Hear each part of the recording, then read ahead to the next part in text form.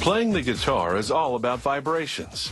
The guitar uses vibrating strings to generate the tones that the audience hears. Strings under tension vibrate at a specific frequency or pitch. So if the song that you're hearing is in tune, it's because those guitar strings are vibrating correctly.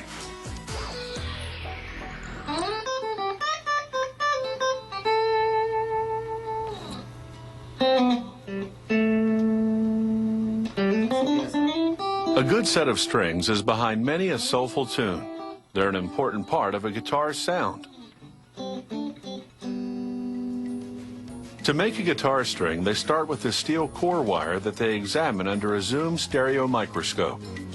They magnify it 100 times, looking for flaws in the hexagonal wire. Next, they measure the core wire's diameter with a digital micrometer. It has to be just the right size.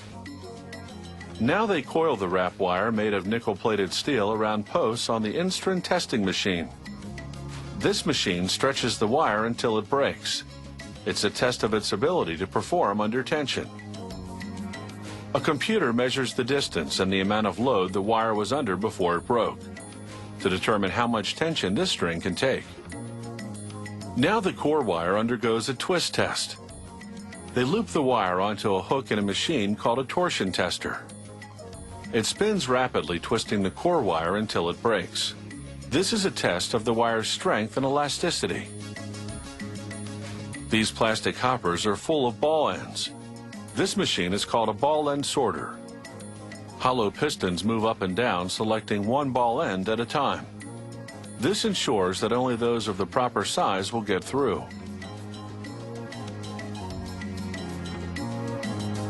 The ball ends shoot out of the pistons into a bucket underneath. From here, they'll go to the core string machine.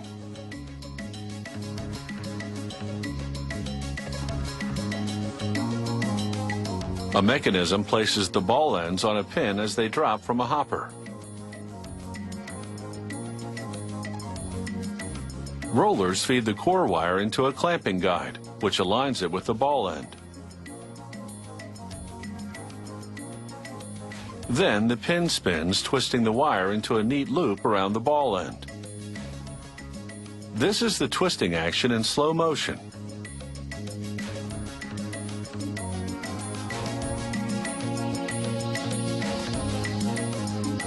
The core strings, with the ball ends now attached, drop into a repository. Then a worker hooks a ball end with its core wire onto the string winder, and he loops bronze wrap wire around the core wire. A string winding carriage guides the bronze wire down the length of the core wire as it wraps around.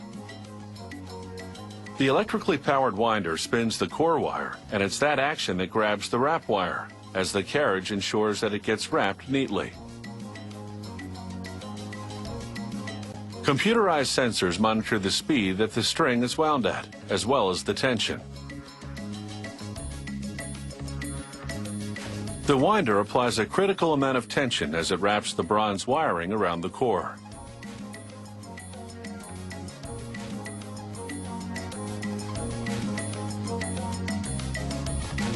They're bundled up like straw, 144 wires to the bunch. Guitar strings are also made from nylon. They hook the nylon core material onto a winder, pulling it down from a big spool. Next, they loop silver-plated copper wrap wire onto the nylon. The hook spins, and this coils the wrap wire around the nylon string, binding it.